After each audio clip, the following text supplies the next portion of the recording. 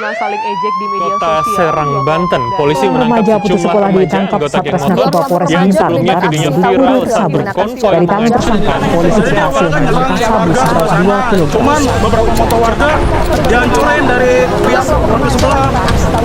Inilah video.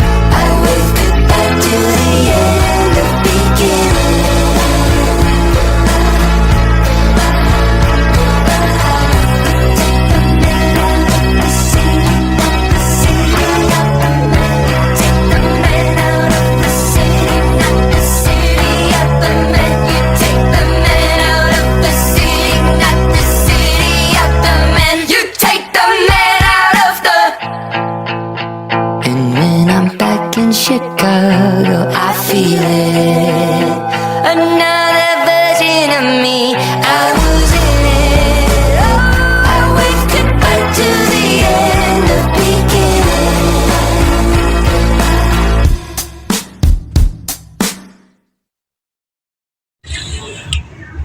Halo semuanya.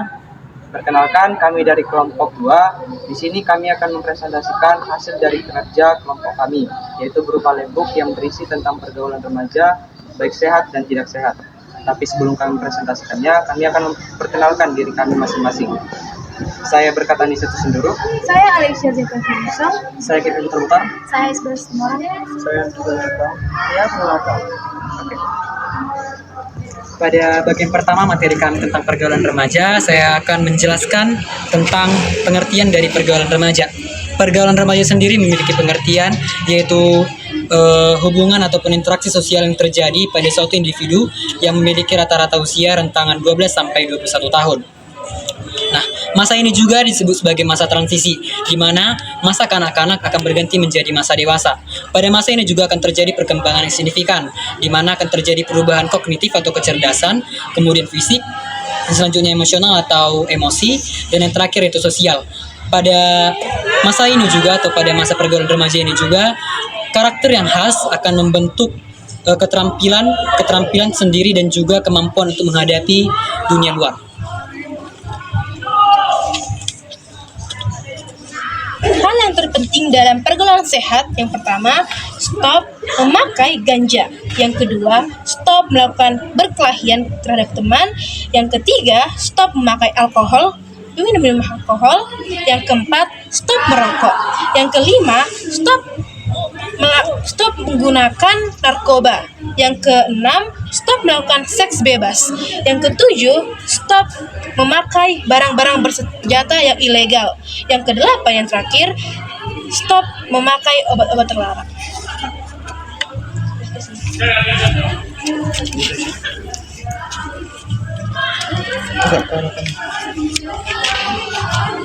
Kemudian di sini ada dampak positif dari pergaulan remaja, yaitu yang pertama adalah pengembangan karakter dan moral yang kuat. Kita memiliki teman-teman yang memiliki aura yang positif atau memiliki dampak positif kepada kita. Tentunya kita akan memiliki karakter dan juga moral yang kuat karena kita sudah memiliki dukungan dari teman-teman. Kemudian yang kedua adalah peningkatan kepercayaan diri dan konsep diri yang positif. Kita memiliki teman ataupun memiliki pergaulan yang sehat, tentunya kita akan memiliki kepercayaan diri yang tinggi dan juga memiliki moral. Moral itu seperti kesadaran untuk membantu atau memiliki kepedulian dengan sesama. Kemudian yang selanjutnya adalah yang ketiga, yaitu yaitu dukungan emosional dan psikologis. Tentunya kalau kita memiliki pergaulan remaja yang positif, tentunya kita akan memiliki teman yang ingin kita secara terbuka, maksudnya itu kita boleh bercerita tentang masalah kita, tidak dibebankan gitu kan. Kemudian dapat mengurangi stres dengan kita bercerita dengan teman kita. Kita juga dapat mengurangi stres dan tidak terbebani dengan masalah ataupun pikiran. Kemudian yang selanjutnya adalah motivasi untuk berprestasi. Tentunya kalau kita memiliki teman-teman yang memiliki dampak positif, tentunya kita didorong untuk memiliki prestasi, didorong untuk memiliki suatu pencapaian yang tentunya akan berguna di masa depan. Dan yang terakhir yaitu terhindar dari perilaku negatif dan berisiko. Kita tentu tahu bahwasannya perilaku positif akan jauh berbeda dengan yang namanya perilaku menyimpang dan negatif. Tentunya jika kita memiliki teman-teman yang memiliki dukungan dan juga pemikiran yang sama, kita akan terhindar dari perilaku dan juga kegiatan-kegiatan menyimpang seperti minuman-minuman keras dan lain sebagainya. Selanjutnya adalah faktor pendorong pergaulan remaja. Faktor pendorong pergaulan remaja dibagi menjadi dua, yaitu yang positif dan yang negatif. Faktor pendorong pergaulan remaja yang positif yaitu ada beberapa. Yang pertama adalah pola asuh orang tua yang positif dan terbuka. Yang kedua adalah kemandirian dan kepercayaan dan harga diri yang baik pada remaja. Yang ketiga adalah lingkungan sekolah yang positif dan yang mendukung. Dan yang keempat adalah akses informasi dan edukasi yang tepat. Dan terakhir adalah kemampuan untuk mengendalikan emosi dan cara menghadapi konflik.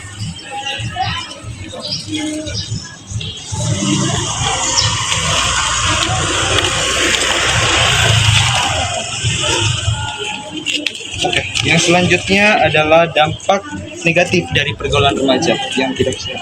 Yang pertama adalah masalah kesehatan fisik dan mental. Mereka yang melakukan pergaulan remaja tentunya akan terikat dengan yang namanya narkoba. Dan ketika mereka menggunakan narkoba tersebut, tentunya akan berpengaruh pada kesehatan fisik mereka dan membuat mental mereka jadi terganggu. Yang kedua adalah keterlibatan dalam tindakan kriminalitas. Contoh keterlibatan dalam tindakan kriminalitas itu adalah seperti tawuran yang sering dilakukan oleh siswa-siswi yang tidak suka kepada sekolah yang lain atau hal lainnya. Yang ketiga adalah rusaknya hubungan keluarga dengan masyarakat. Mereka yang melakukan tindakan menyimpang ini atau tindakan yang salah ini tentunya banyak tidak disukai oleh masyarakat. Bahkan beberapa dari mereka tidak disukai oleh keluarganya sendiri karena dia sendiri berbeda dengan yang lainnya. Sehingga ini dapat merusak hubungan mereka dengan keluarga dan masyarakat mereka. Lalu yang keempat adalah perubahan karakter dan moral menjadi negatif.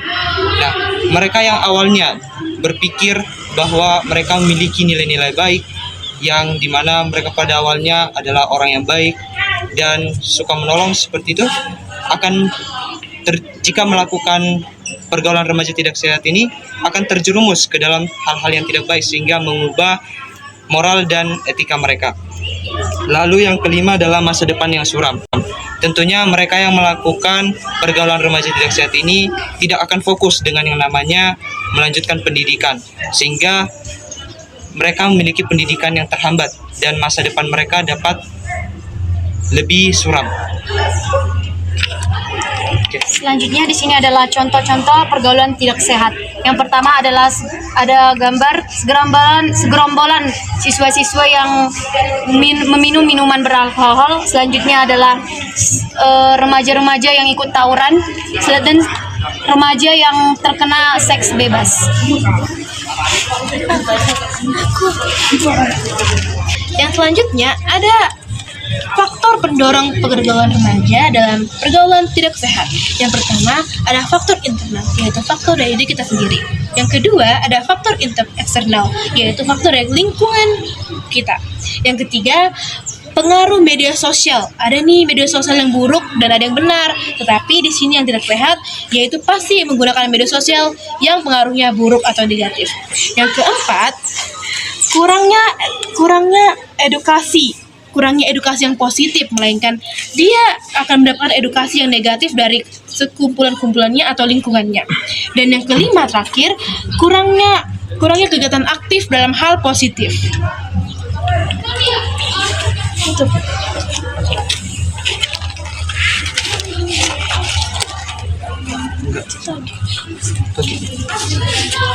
Di sini saya akan menjelaskan ciri-ciri dari pergaulan remaja.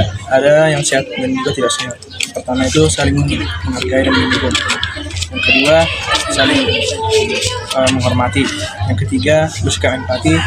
Yang keempat, dapat menjaga diri sendiri. Yang kelima, saling mencerahkan dan membangun.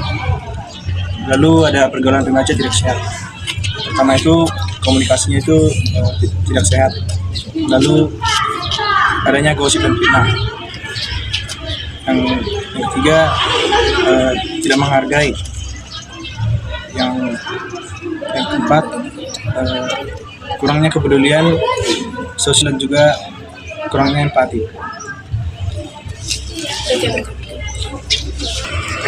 Selanjutnya adalah mengenai solusi. Di sini ada solusi untuk mengembangkan diri agar teman-teman tidak mudah terjerumus ke dalam pergaulan remaja tidak. Yaitu yang pertama adalah membangun diri yang sehat. Nah, jika teman-teman membangun diri yang sehat, nantinya akan meningkatkan kepercayaan diri.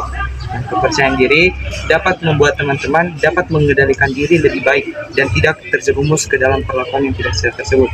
Yang kedua adalah meningkatkan kecerdasan emosional. Dengan teman-teman meningkatkan kecerdasan emosional, teman-teman tidak akan mudah terpengaruh atau tidak langsung mengikuti apapun yang dibilang mereka agar tidak terjerumus ke dalam perlakuan tersebut. Yang ketiga adalah mengembangkan pemikiran kritis. Nah, jika teman-teman mengembangkan pemikiran yang kritis, teman-teman nantinya dapat mengetahui mana perlakuan yang benar dan mana perlakuan yang salah. Nah, lalu yang terakhir adalah mengembangkan keterampilan komunikasi yang efektif. Jika teman-teman mengembangkan keterampilan komunikasi yang baik, dapat membangun hubungan baik itu di keluarga, pertemanan, ataupun masyarakat sekalipun.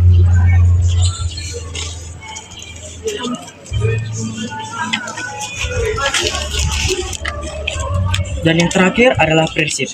Prinsip yang pertama adalah saling menghargai, seperti saling menghormati, seperti menghargai perbedaan dan menghargai privasi. Yang kedua adalah kejujuran dan keterbukaan. Yang ketiga adalah empati dan kepedulian. Yang keempat adalah bertanggung jawab. Yang kelima adalah positif dan mengembangkan. Yang keenam adalah kemandirian dan memiliki batas diri. Dan yang terakhir adalah kesetaraan dan keadilan.